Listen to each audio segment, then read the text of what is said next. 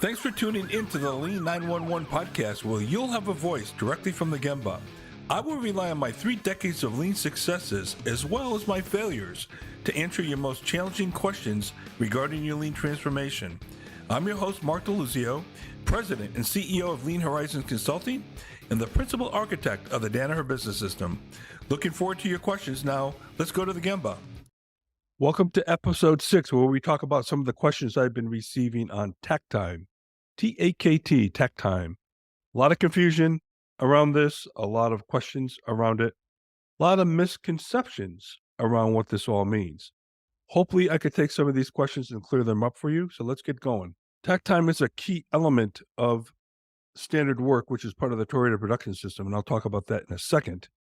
But the first question, what is TAKT Time? TAKT Time basically is a German word. Everybody thinks it's a Japanese word. It's not. It's a German word that means beat or rhythm. In its simplest terms, it's the time you have to produce one unit in order to meet customer demand. So if I were to tell you that your TAKT time is 60 seconds, that means your factory or your process has to make a part every 60 seconds.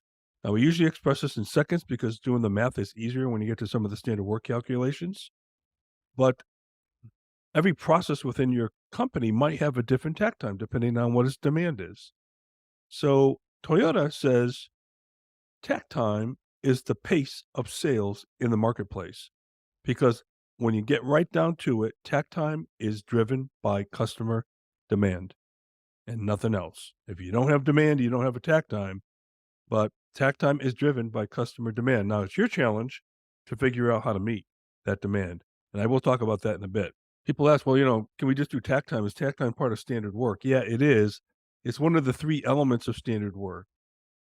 The 3 elements of standard work are TAKT time, work sequence, and standard work in process. Those are the 3 fundamental components. Now, I'm not going to talk much about standard work today. I've done other podcasts on standard work, and I'll probably continue to do more because that, like TAKT time, is very misunderstood in terms of how to do it and what it's all about. But yes, TAKT time is part of standard work. Get that question all the time. What's the origin of TAKT time? Well, I got through telling you earlier, it's a German word, meaning rhythm or beat. First introduced in Germany in mass production when the German aircraft was being made by increments, if you will. The fuselages were the aircraft that they were using in the war. TAKT time was used, and it was adopted by Mitsubishi, who made their Junker aircraft in World War II. And Toyota learned of it after the war and incorporated it as a concept into the Toyota production system. And again, if you look at the Toyota production system house, the base of that house fundamentally has standard work on it. And again, remember what I said earlier, TAKT time is one of those 3 components of standard work, right? Why was TAKT time written in red? Why do you write it all the time in red? Well, first of all, it's out of respect for my mentors out of Japan. But I was told by Shigeru Nakao that Tadashi Ono, his mentor, always wanted TAKT time written in red. Why? Because it was such an important number and he wanted to differentiate it from everything else. People confuse TAKT time with a lot of different numbers, and they still do. I'll talk about that, one being cycle time. But it should always be written and drawn in red. If you draw a TAKT time line on your standard work combination sheet, it should be in red. When you write TAKT time, it should be in red. You'll notice throughout this presentation, every time I write TAKT time, TAKT is in red. I do that out of respect and out just remembering the discipline. If we ever wrote TAKT time in a different color, Nakao would really be on our case to say, no, it needs to be red. And I think he did it out of respect for Ono as well. But that's how important this number is, and that's how important Ono thought this number was. That's why we write it. This is one of the biggest confusions. Is cycle time the same as TAKT time? And the answer is no, absolutely not. TAKT time is so different than cycle time, but people confuse them all the time. There are 3 types of cycle time that I talk about when I talk about standard work. It's operator cycle time. How long does it take an operator to do one work sequence for one part within standard work? The machine cycle time. How long does it take for the machine to cycle? Once you hit the green button, start the machine, and it comes to a stop. And then the processing cycle time, which is the machine cycle time. Plus, if you have to load and unload the part from the machine, you add that in, right? So you've got operator cycle time, machine cycle time, process cycle time. All of those have to be within context of TAKT time. They have to be under TAKT time, but they are not cycle time. I had an interview once with somebody who said they really knew lean, and they told me how they improve productivity by reducing their TAKT time. And when we get into the equation, you're going to find out the only way to reduce TAKT time is to fundamentally sell more and make more product, right? So he didn't really understand the difference between cycle time and TAKT time as well. But the answer is no. Cycle time and TAKT time are not the same thing. Big area of confusion. How is it calculated? Very simply, it's calculated. TAKT time is calculated by taking the available time in a shift and dividing it by customer demand for that shift. Now, there's a lot of planning, a lot of level loaded calculations, a lot of level scheduling that has to happen here. But suffice it to say, somewhere along the line, you're going to determine what you're going to make on that shift for a given day, a given week, a given month, a given quarter. So, whatever that number is, whatever how you calculate demand, and that's a big subject for another day. But once you calculate demand, you divide it into available working time and you get your TAKT time. So if you have 27,000 seconds available in a shift and you're making 350 units, if you do that math, by the way, it comes out to 77 seconds. So 77 seconds is your TAKT time. That means if I'm standing at the end of the line and I'm waiting for a part to come off, one should hit me every 77 seconds. Now, what about this thing called available time? I get that question all the time. What do you put in available time? What do you take out of available time? Mark, we got all kinds of problems, so we got to take that time out so we can meet our TAKT time. No, because the whole nature of standard work is all about drawing that line in the sand in the one best way. And when you can't hit it, you prioritize those issues, and that's your next series of Kaizens, right? Standard work is an improvement tool. It's not a tool to document all of your inefficiencies and all your waste. So we don't allow setup time because we view setup time as a waste. You got to get that down a single minute, maybe single second, exchange the die. We don't allow fatigue or efficiency factors. Why? Because if you have a process that has fatigue or efficiency factors, it's a bad process and you got to fix it, right? Now, we'll rotate operators so not one operator is getting burned out, but that's not a good thing. Fatigue and efficiency factors are not good. Bathroom or unscheduled breaks, they're not standard. We don't put them in. Simple as that. Downtime equipment, no. Downtime, how do you plan that? Oh, well, on average, we have 48 minutes of downtime every day. Well, okay, fine. Don't change your standard work. I want to see that delta. I want to see that deviation from your standard work. If that means you have to run an area with 8 people versus 6, so be it, but don't change your standard work. I want to see the 6 up there. And if you're running with 8, we'll have the conversation as to why. All right. Quality issues, same thing. Well, we got a 15% reject rate. So we got to factor everything by 15%. No, you're not allowed to do that because, again, the whole nature and spirit of standard work is to work to the one best way. In quality issues, machine downtime, setup times, fatigue, those are not the one best way. So we don't allow those in standard work, right? A lot of people like to take the available time and mold it to what reality is on an ongoing basis. That's not what this is about. We do allow you to take paid breaks out because we know about those and those are normal. Those are okay. Daily team meetings. If you have a 5-10 minute meeting in the morning, yeah, take that out. Expect operators to make parts while you're doing a meeting, right? And that's standard. That's okay. Cleanup time and preventive maintenance activities. Not a problem. You may allow 15 minutes for cleanup or whatever it may be.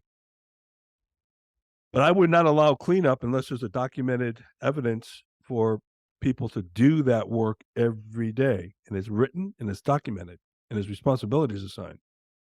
Operators need to be accountable in that regard. Many times when there's cleanup time, it's an excuse for people to put their coats on with 10 minutes waiting for the time clock to hit the magic hour of 5 o'clock. That's not what this is about. We also have to take out problem-solving time. Hino Motors in Japan, when I worked with them, part of Toyota, when I sold to them at Jake Break, allowed Friday afternoons for their employees to solve problems and work on Kaizen. So they took that out of available time. That's perfectly allowed, and that's okay. How is it used? How is TAKT time used? 3 fundamental ways that we use TAKT time. Number 1, We can use it to calculate the amount of people that are required to produce a particular part. All right. So if we took the sum of the total cycle time, the manual cycle time of the operator for the part, and divided it by the takt time, that would tell us how many people that we need. Standard work in process, inventory, the lead time of whatever inventory we're talking about divided by the takt time. So in other words, we're talking about inventory that could be in what we call a curtain effect, which I'll cover in another podcast. Processing capability, the equipment, the machine cycle time, and the load and the unload must be less than takt time. So we look at takt time in the respect of people, inventory, and equipment.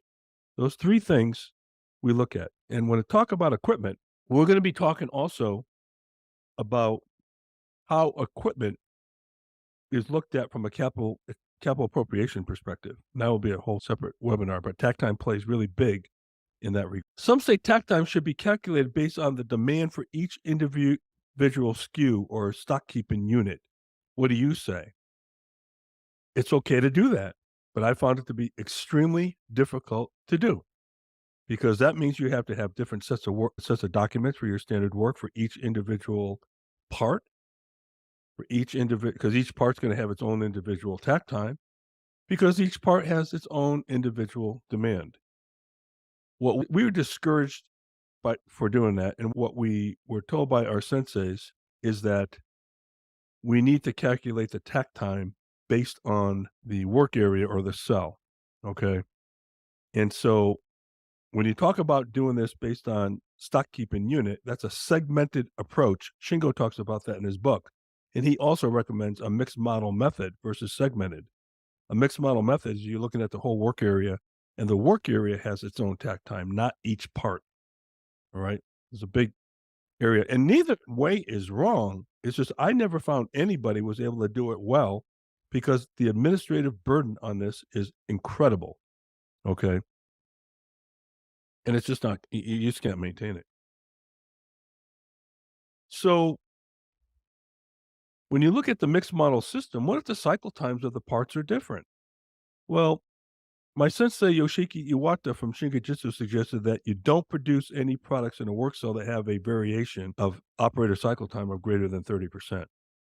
But in a mixed model production system, you can kind of get away with that because you can actually group SKUs like, AA, BB, and C. AA, BB, and C. Those sequences we could look at as one unit, if you will, or almost you can argue you can look at it as one bill of material and strike your takt time based on those sequences.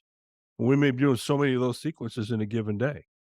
All right. So the mixed model production system I found, and we were also advised by our senseis from Shingijutsu, and also Shingo talks about it in his book, is the better way and easier way to go and more effective way to go. Now think about Toyota. When I went to Japan and saw the Toyota production lines, they were making a Camry and a Corolla and a Lexus on the same line. All of those had different cycle times relative to the part, but the whole line had a takt time. Each one of those individual cars did not have its own takt time.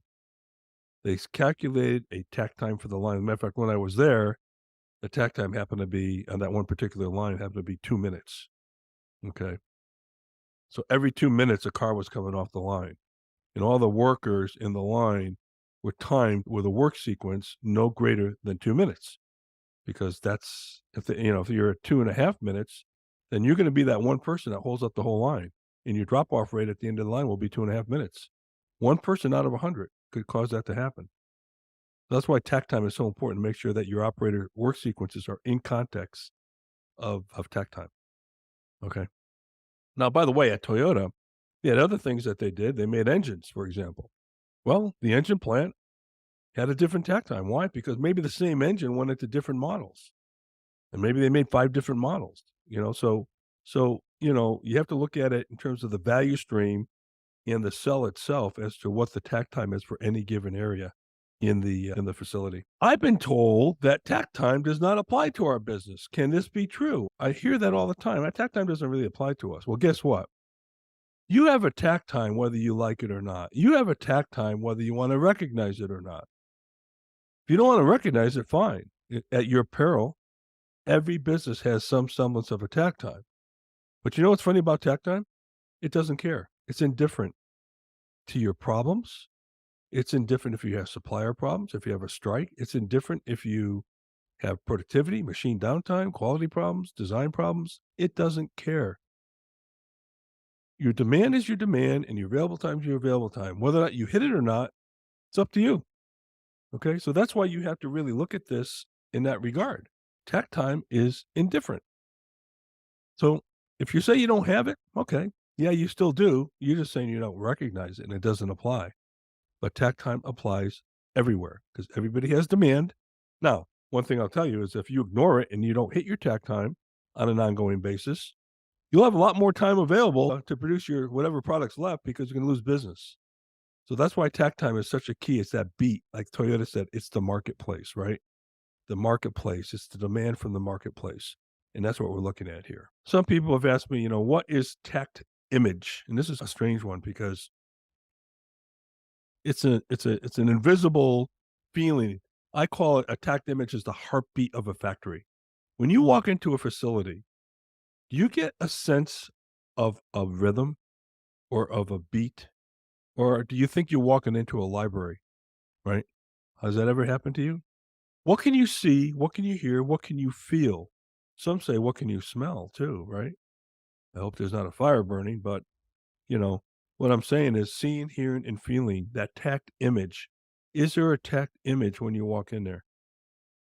Or like I said, are you walking into a library? That's more of a feel thing. And the more plants you've been into and you get to see different things. Now, arguably said, companies like electronic, manufacturing companies are kind of quiet. You don't have a lot of machines running and all that.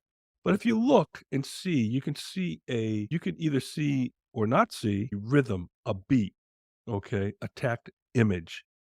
When a company has good standard work in place and they're working to that standard work, you'll see this TAKT image. Okay, so keep that in mind as you go through. When you walk into a company, is there a TAKT image that you can recognize? Okay, thank you. That's some of the questions I get on TAKT Time. TAKT Time's a kind of a neat concept and it's an important concept. I think it's an underrated one because a lot of people don't deal with it or don't talk about it quite a bit. But email me your comments on this.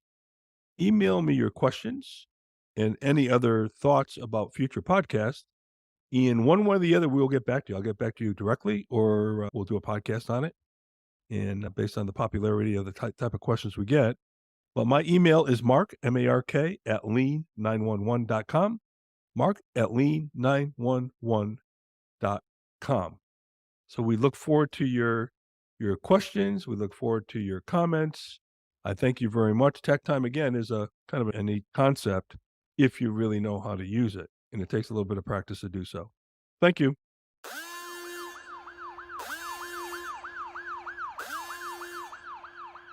Thanks for listening to the Lean 911 podcast. I'll be happy to address your questions or feedback on future episodes. Email me at mark@lean911.com. You can check out our other episodes by visiting our website at lean911.com, our YouTube channel, wherever you listen to podcasts. This is your host, Mark DeLuzio. Thanks for listening.